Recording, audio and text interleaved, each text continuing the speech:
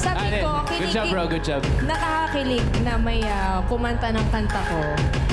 So, sa mga hindi po nakakalam, that's called Isang Gabi. This was written by Rico Blanco. Thank you so much. Thank you so much, It's Rico. such an honor. Thank you. So much. Sample, sample, sample, sample. Sa mataas na part, Shul.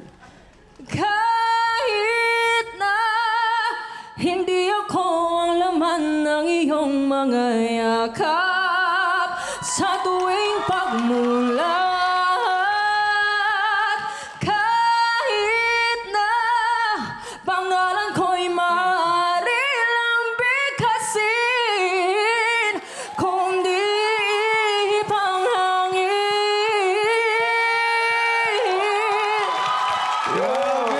Ayan, lalo na ilang sa'yo si Raver. Ha? Oo, tinan mo. Siyempre pakinggan natin ang masasabi ng ating Clash panel.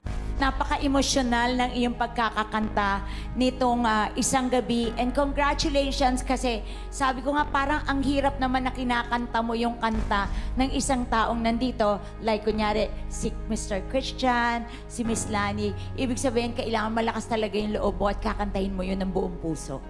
Tama? Yes po. Salamat, may nasabi ako. Thank you. Ako muna. Sige, sige. Okay.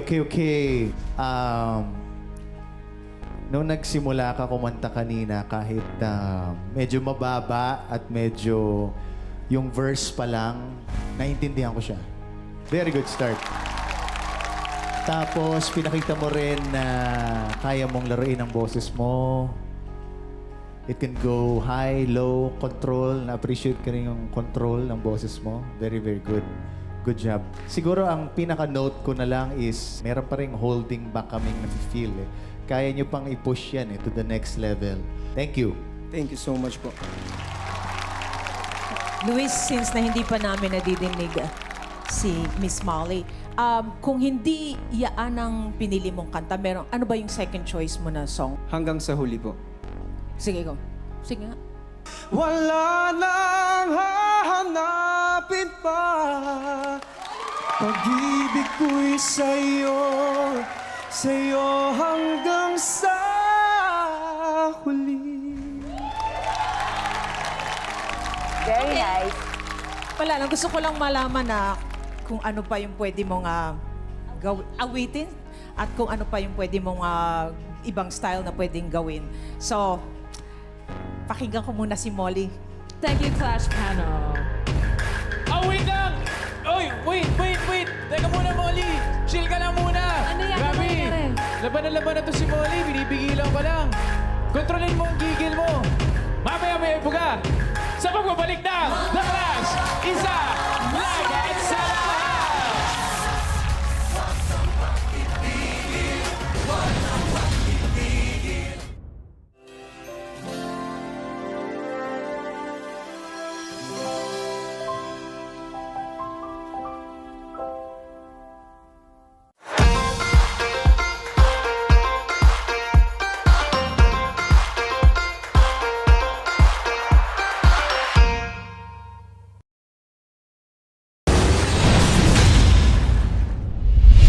Hi Clash Nation! My name is Anthony Gragera.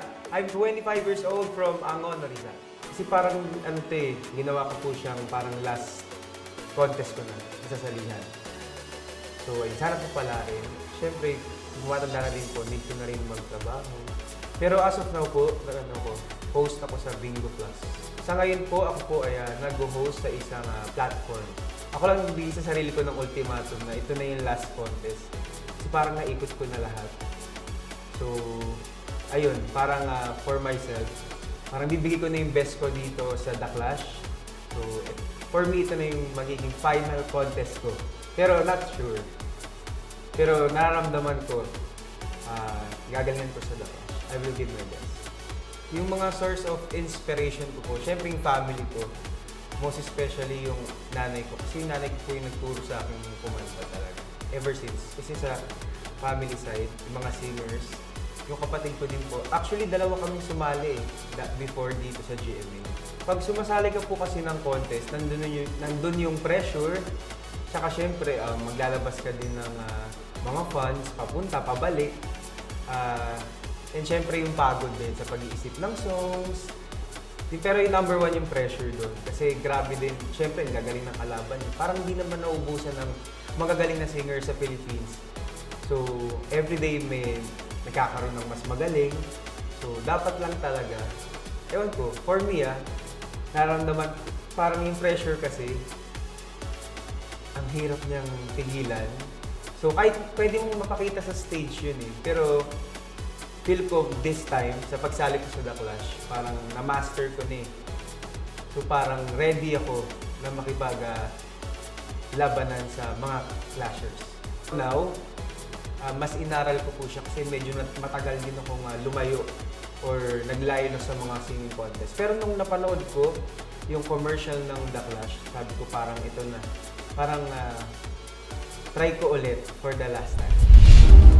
Okay. Bigay mo yung lyrics mamaya ata. Pero okay lang yun.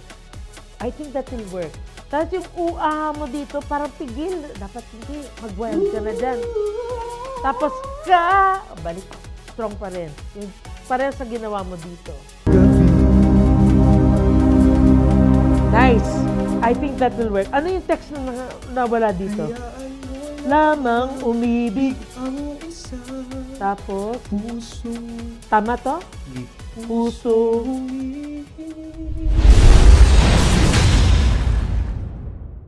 Our special guest. Yes, special. Elijah Alejo. Ready ka na ba? Hindi. No. Kung naging tayo, anong call sign ang gusto mo? Sa umaga, paano mo ako babatiin ng good morning? Kung liligawan kita, may chance ba ako sa'yo? Pote katsita.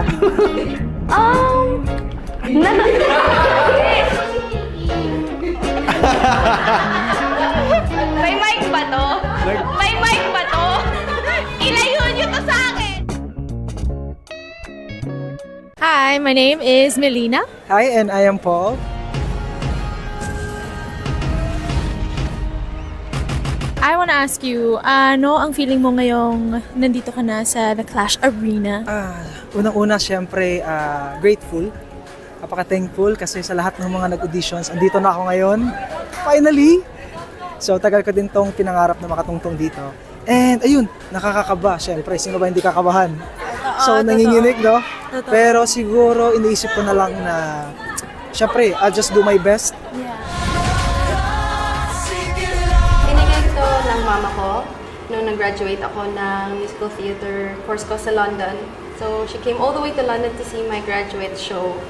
So, pag nag-audition po ako, sinusuot ko to kasi parang strength ko to. My mom, she has a very big character po. Taga Davao siya. She built herself po up from nothing.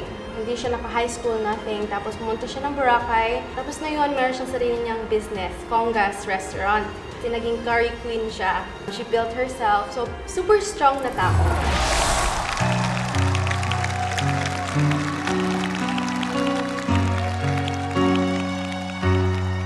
Ang natutuwang baliw, yaman ay pinagyabang dahil araw,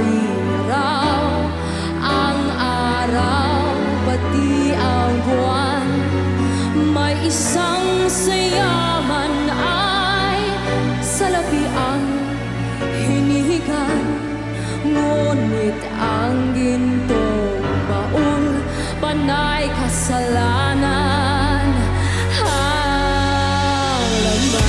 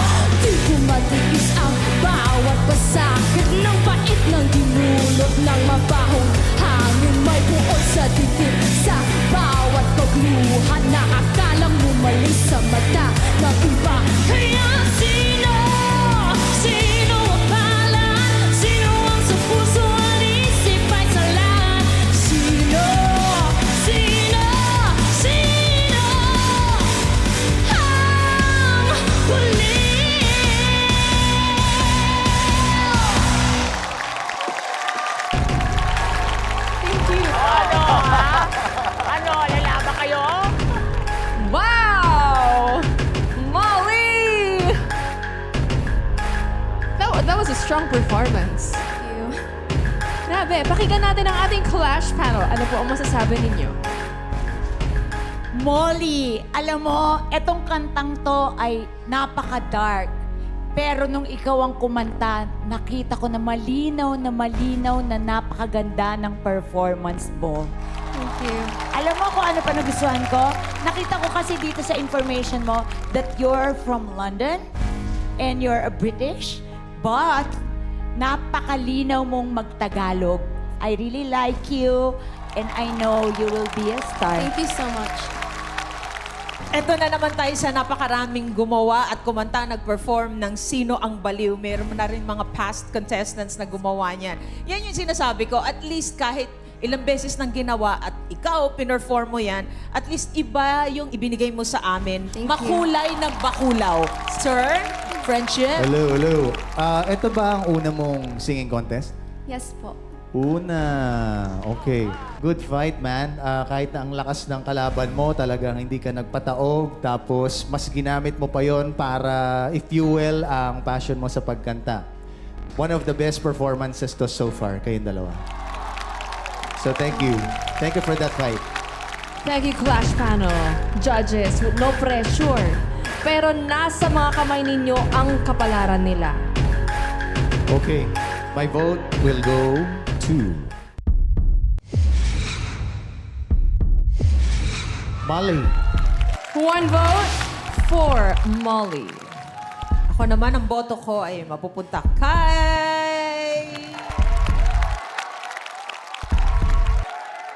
Luis! One vote each. Miss Ai. Ang boto ko ay mapupunta kay...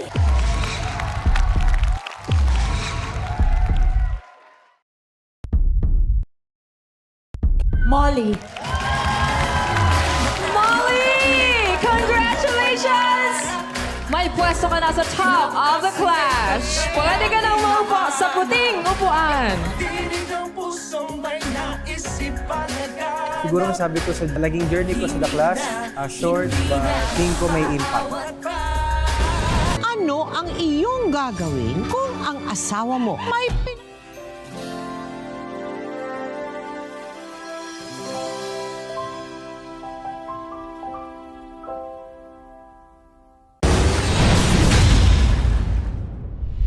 Hi Clash Nation! Ako po si Molly Langley. I'm 27 years old and I'm from Boracay Island. Binigay ito ng mama ko nung nag-graduate ako ng musical theater course ko sa London.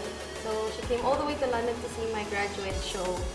And yun nga, so pag nag-audition po ako, sinusuot ko to. Kasi parang strength ko to. Kasi alam ko, susuportahan ako ng mama ko. My mom, she has a very big character po.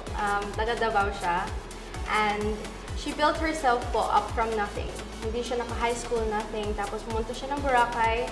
Tapos nagsisell po siya ng lupa. Tapos ngayon, meron siyang sarili niyang business, Congas Restaurant. So actually, na-interview siya ng ANC kasi naging curry queen siya. So yun, parang she built herself. So super strong na tao na actually, nung bata ako, I had to move away. Nag-live ako with my grandparents. Malaking sakripisyo yun ng mama ko kasi yung ginawa niya, para maging mabuti yung buhay ko so I can have more opportunities.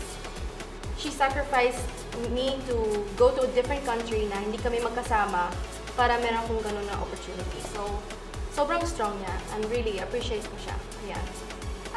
Sabihin niya, alam mo Molly, kung bata ka, nagsisinging competitions ka dito sa Pilipinas.